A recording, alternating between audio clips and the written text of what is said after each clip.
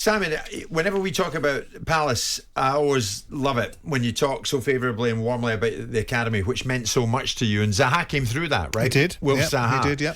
So, I mean, nobody better to accompany you here in studio than Mr. Warnock. I mean, Neil, you know Wilf Zaha better than most. Where do you see his career going now? Because now, if he's ever going to write headlines, it's got to be now, hasn't it?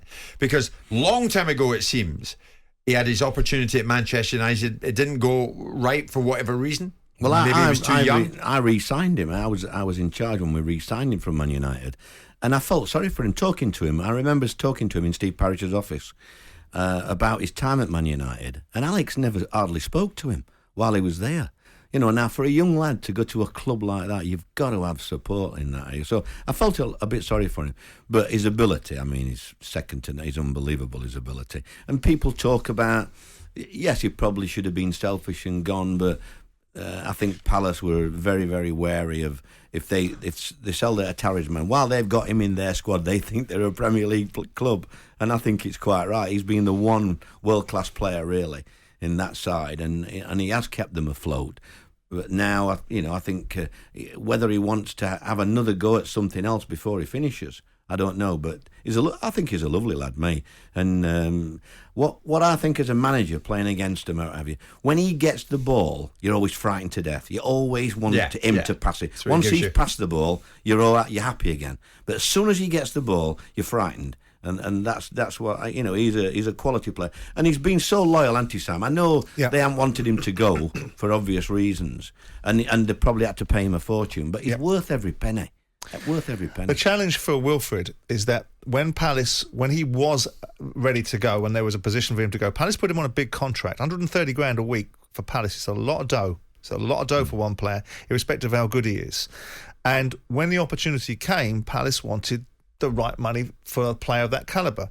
But because for some reasons clubs like Crystal Palace can't demand £60 million for footballers, seemingly, because, I think Wilfried Zaha had the ability to go on and be as good as Riyad Mahrez. I think he's as good a player.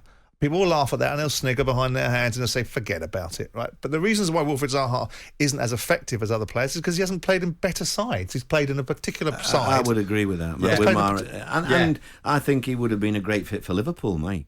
I know it sounds silly, but you look at the lad they've just signed who's ripping it up. Yes. Yeah. And I think he's very similar in that respect. In fact, he commits people. He goes after them. Why is he still at Palace then? Because of circumstances, really. They couldn't get the dough. They couldn't get the dough. Arsenal would prefer to pay 70 million quid for Pepe on the drip than give 60 million quid to Palace on the nail. And that was a mistake at Arsenal. That they should have bought Zaha. They, like Simon said, they paid on the drip for Pepe. I mean, what did he do for Arsenal?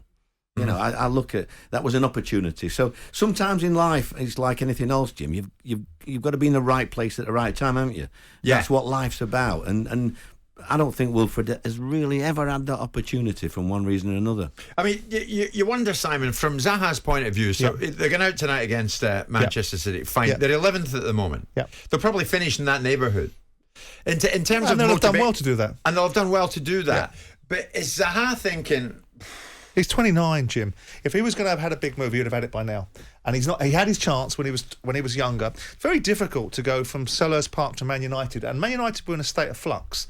Don't forget when Palace sold him, they took him back on loan straight away. They put him out. They sold him to Man United. Bailed themselves out of some financial problems by getting 15 million quid in for him, and then got him back on loan because he scored the winning goal in the playoff semi-finals against Brighton, which changed the direction of travel for Palace.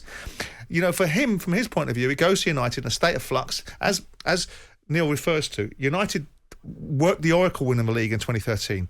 Ferguson goes out the door, David Moyes comes in, the whole game's up, and Wilf's in the middle of that. Right, so all these players are finding their feet. Players are arguing about how David Moyes wants to play, and it didn't. Well, that's all well and good for Everton, but we're Man United sort of mentality. And Wilfried was in the middle of that. Now, I do think there's times with Wilfried where he could have done a little bit more than sit on the halfway line with his hands on his hips, getting a bit fed up because he didn't get enough of the ball. And I think Roy got some of that out of him towards the end. And I think now Wilfried, Palace are less dependent. I know he's been fabulous in the last couple of games. It's almost like he's matured. I know it sounds silly, he 29, 29. But he looks like he's matured to me. But he doesn't look as a grumpy little lad at times now like he has. But I think they also, it's not, they had this big statistic, Palace never win a game without Wilfried Zaha.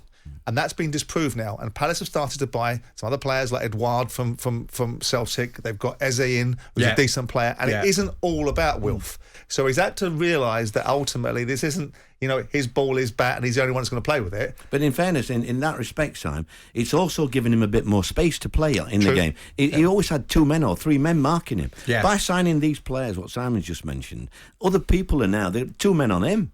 And so it's giving him a bit more space, Wilfried. So it's worked both ways. Doesn't score enough goals, though. Yeah. Doesn't attack the back post enough, does he? So Liverpool are hoping Palace can do them a favour tonight, and Zaha, can they? It's one of the places that you don't want to go to. Yeah.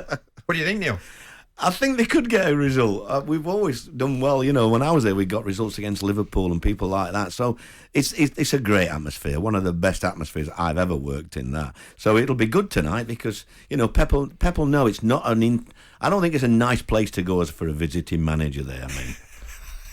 When you walk down that tunnel, I think they should chuck a bucket of water on the dressing room floor, the Man City dressing room floor, before they come out, before they get there. I love it. The old Warnock tricks are coming out now. Coming up to 12 noon.